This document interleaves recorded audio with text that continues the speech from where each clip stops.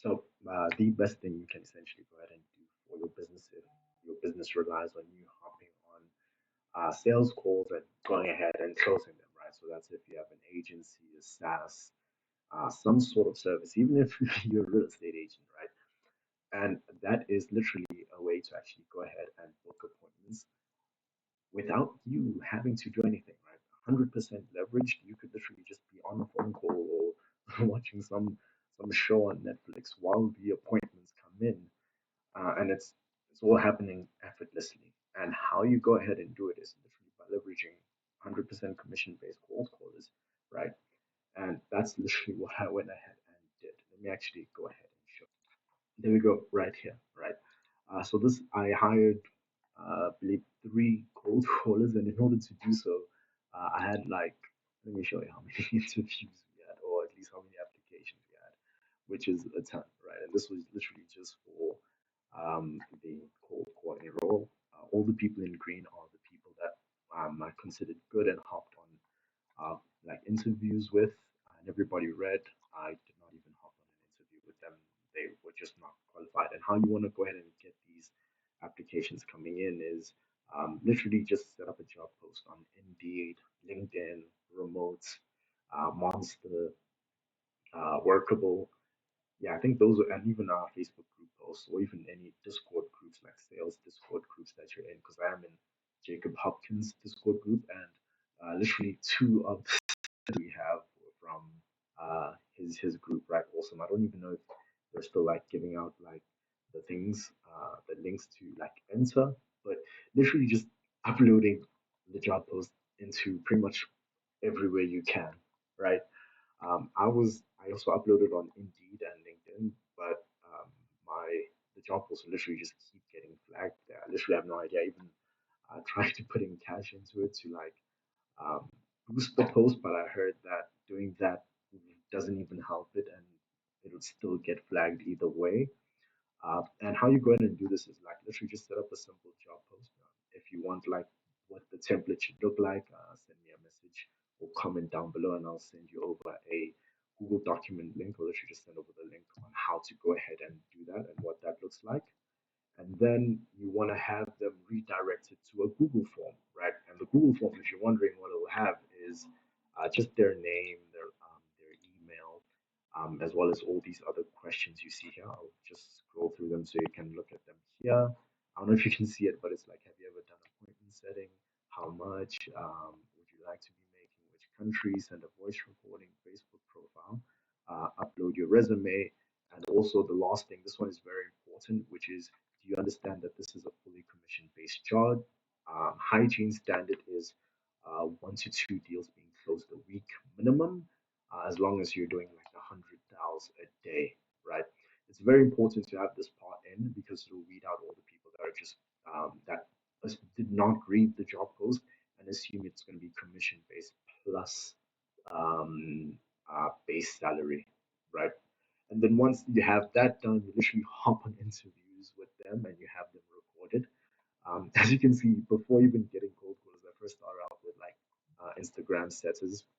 That did not work out so well for me, right? Specifically for me, I'm in like the real estate niche, reaching out to realtors. So that didn't work out.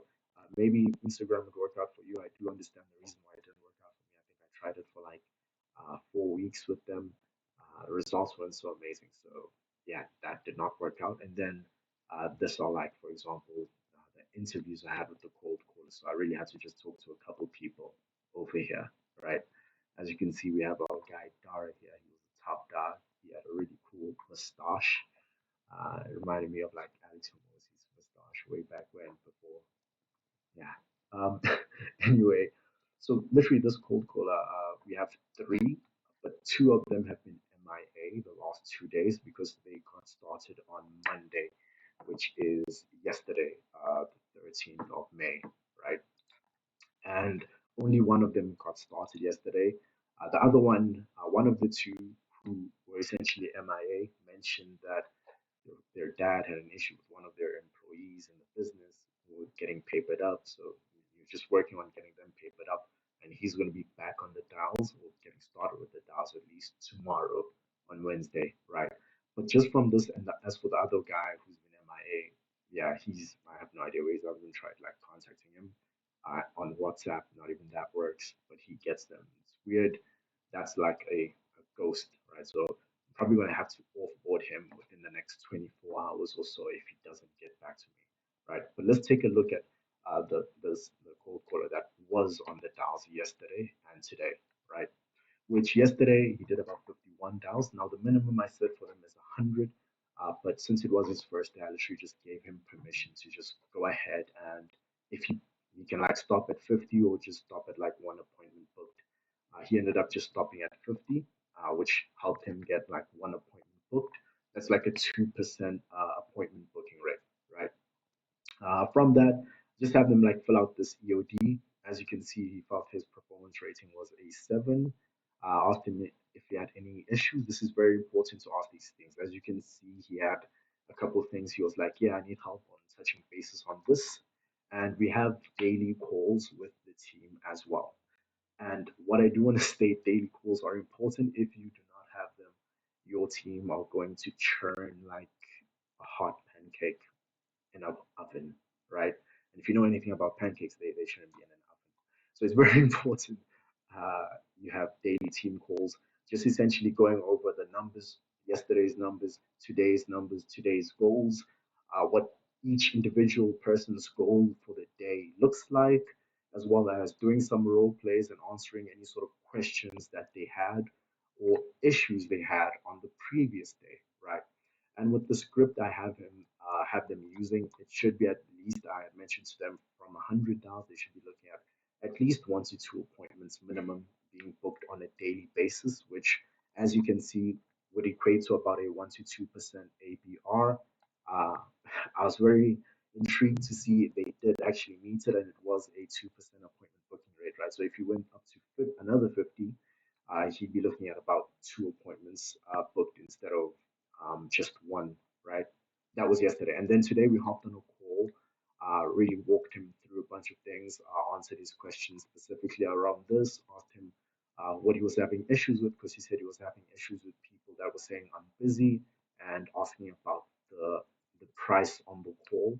And so we just told him that if anybody says they're busy, just say, hey, I'd like to go ahead and send you over some information. And can I go ahead and call you tomorrow just to make sure you don't have any questions about the information I went ahead and sent, right? And then what we have him do is, most of the time they're like, or at least today, most of the time they were like, oh yeah, of course you can. And then he'd be like, okay, cool. I guess what time should I call you tomorrow just to make sure you have everything you need, right? And then of course after finding the day and time that works for them, ask another like 3 or 5 questions just to like qualify them and make sure we're not putting the wrong people, low quality people on the calendar, right? And these were the results for today, which is from 20. I'm not even joking, guys. From 23. Let me just show you guys. I'll open up the calendar right now, right? But from 23 dials, we literally got 3 appointments booked, right? Which is insane. I didn't even calculate what the appointment booking rate on that is.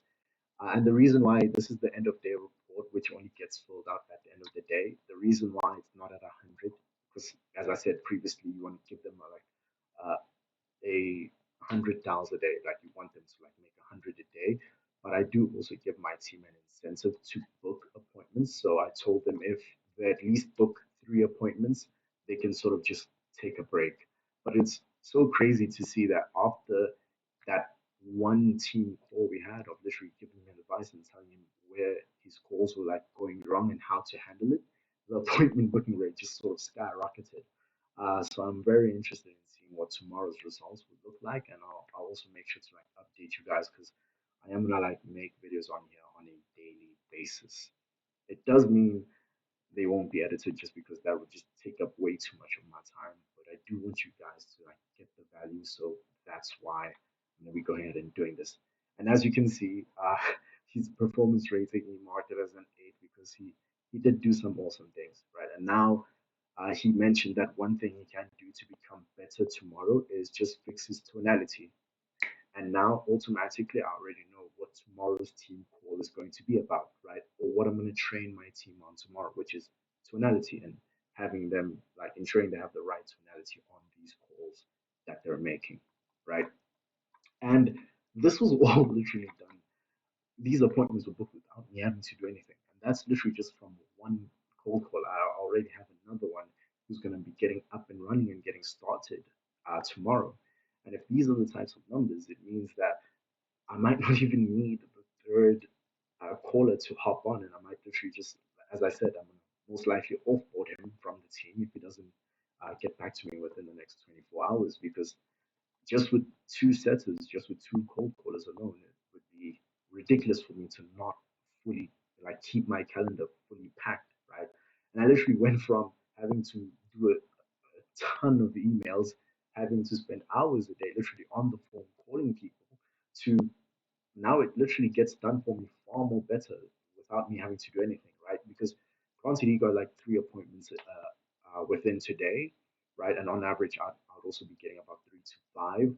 But the fact that with him getting like three on average every day, and then having another caller on board coming in tomorrow, who's also going to be getting about maybe 2 to 3 appointments coming in a day, and I don't have to do a single thing, is beyond me. It's phenomenal because that means I'll be getting anywhere from like 4 to 5 appointments to even up to like 6 appointments coming in every single day, which was pretty much similar to as previous, but now I don't have to spend 4 hours, 5 hours every single day on the phone doing the selling myself or like the booking of the appointments myself. And now all my time is spent doing is literally just studying because I still do attend university, as well as helping on these sales calls. And of course client delivery, etc., etc. But literally all you need is this right here, which is just make your job post on Indeed, get a bunch of people coming in, and make it mandatory. Here's the key thing: make it mandatory for them to like add a voice recording, right, of them literally just speaking. If you're wondering what I have them say on these Vocarus are like voice recording links, thingamajigs. And what I just sort of is right here. There we go. What I just saw had them say is who they are, what their reason for applying is, what their experience is, and why we should hire them. And I'm gonna be 100% honest with you guys. I don't even care what they say. Okay, what we're looking for is their accent, their tonality. That's pretty much it, right? Because the countries you want to hire from are really just like third world countries. We're talking about like Mexico, South Africa. These are essentially like countries where them getting 5% or 10% of the deal, I spoil my cold calls. I like telling them all the time how much I spoil them.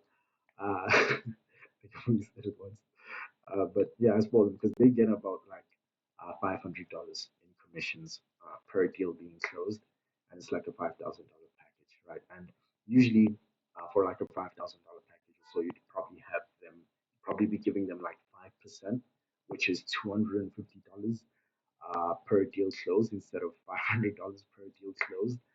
But I'm all about giving my team massive incentives because I also told them that for if 3 deals close within a week that were booked by them instead of like $500 per deal, I give them $750 per deal, which is pretty much the same amount that a closer is meant to be getting.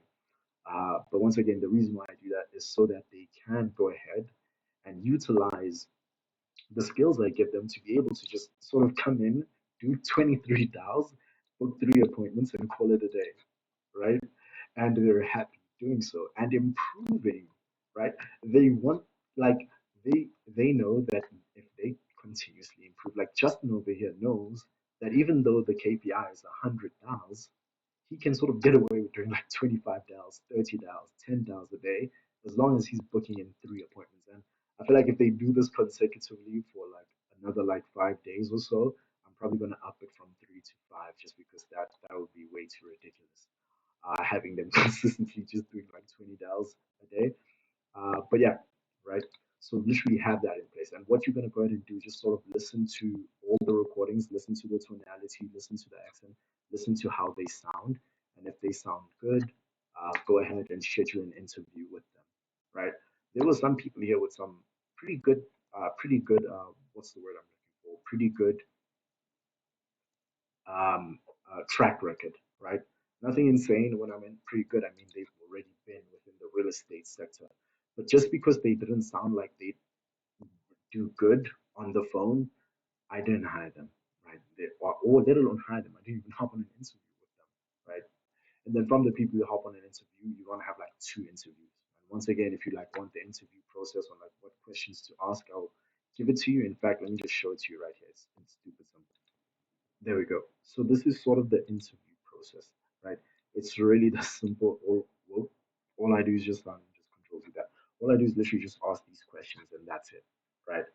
These are like some key questions. There are like a couple other questions that I do not like that I asked and I haven't added here, which is asking them about their internet speed and asking if they have like internet, like what if their internet is good. And if you're hiring someone in South Africa, what you also want to do is just ask what electricity solution they have, or in case they have power cuts, because that does happen once in a while over here in SA. It hasn't happened in like a couple of weeks or months, I'm not sure, but it does happen once in a while. So it's very important to ask what type of electricity setup they have and what they do if they were to experience a power cut, or like how often they do experience power cuts, as well as internet speed and ensuring that their internet speed is actually quality, and like what type of ISP they're using, right?